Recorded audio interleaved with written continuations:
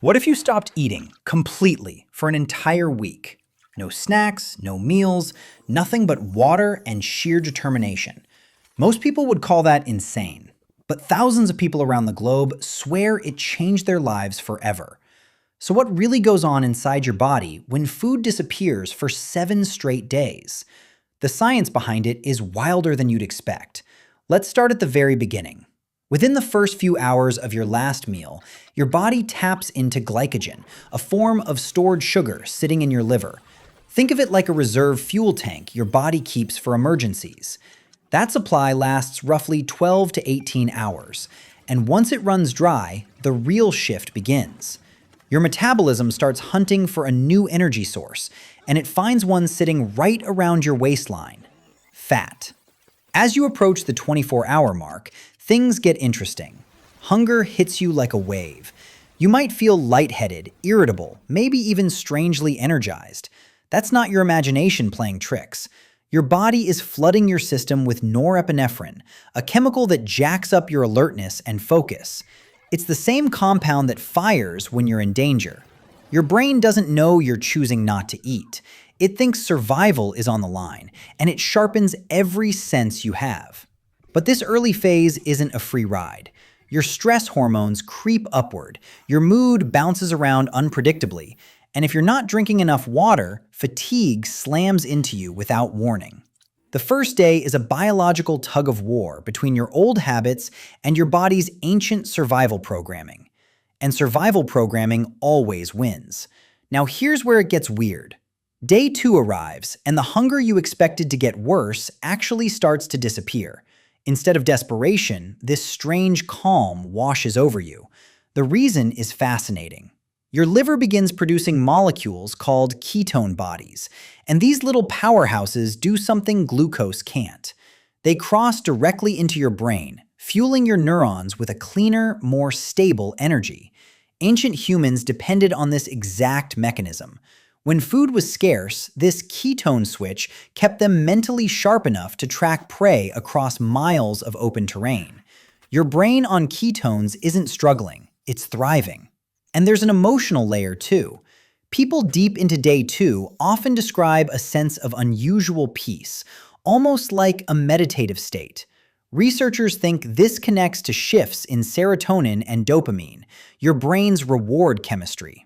Your body is essentially patting you on the back for enduring, giving you a neurochemical reward for pushing through discomfort. Meanwhile, behind the scenes, your muscles are holding tight to their protein stores. Your metabolism dials down just a notch, and every system in your body starts preparing for the long game. Something remarkable is about to switch on. Right around the 48-hour mark, your cells activate a process so important that a Japanese researcher named Yoshinori Osumi received a Nobel Prize for uncovering it. It's called autophagy, and the name literally translates to self-eating. Before you cringe, hear this out. Your cells begin identifying damaged proteins, broken down organelles, and cellular junk that's been accumulating for months or even years. Then they consume it, recycling the parts into fresh energy and raw materials for repair. It's your body running its own deep cleaning protocol. No supplements, no detox teas, just pure biology doing what it was designed to do. This process has been linked in research to lower risks of neurodegenerative diseases, improved metabolic health, and even a reduction in certain cancer markers. Every hour you remain in this fasted state, your cells are essentially renovating themselves from the inside out. But there's a catch. Push this too far without understanding your limits, and your body can start breaking down muscle tissue instead of waste. The line between renewal and damage is thinner than most people realize. Day 3 brings a dramatic metabolic pivot. Your body fully commits to fat as its primary fuel. The liver is now running at full capacity, pumping out ketones to keep your brain powered. Your heart rate drops slightly. Your core temperature might dip a fraction. Everything non-essential gets dialed back, so your body can pour resources into what matters most: repair and defense. Here's something that surprises most people. Research suggests that around this stage, your immune system actually starts getting stronger.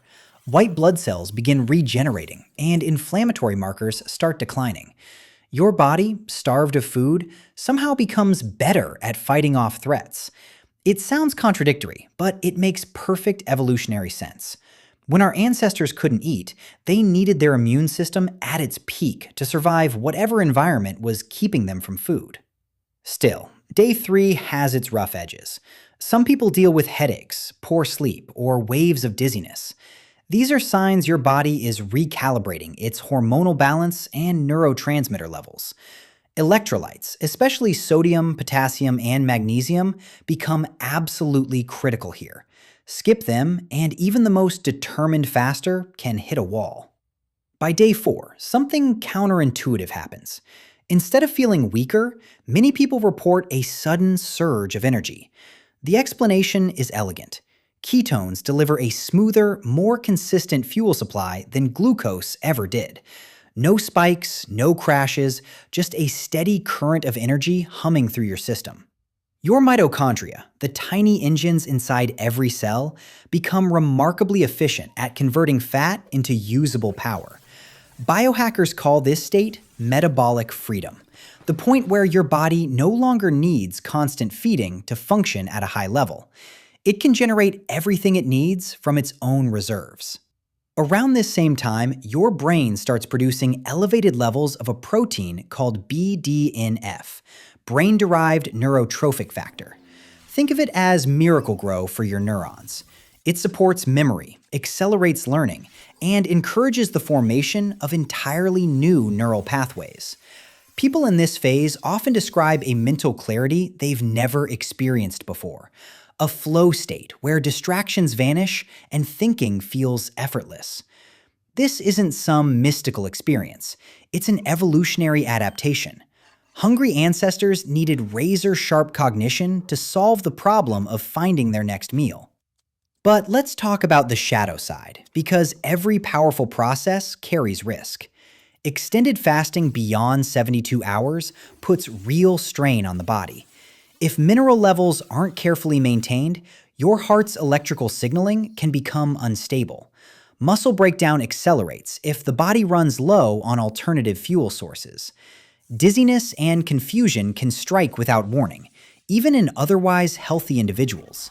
This is why medical supervision isn't just recommended for long fasts, it's essential. And then there's the danger most people never see coming: refeeding syndrome.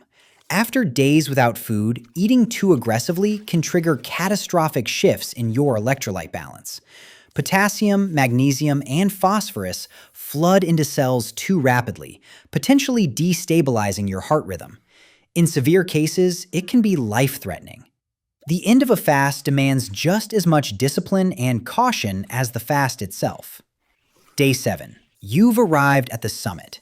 Your body is operating in a state most humans alive today have never entered. Fat-burning efficiency is peaking. Inflammation has dropped to baseline levels. Autophagy continues its cellular housekeeping with mechanical precision. Inside your bone marrow, stem cells are waking up, generating fresh immune cells and repairing tissues that have been neglected for years. But beyond all the biology, people who reach day 7 consistently describe something harder to measure: a quietness.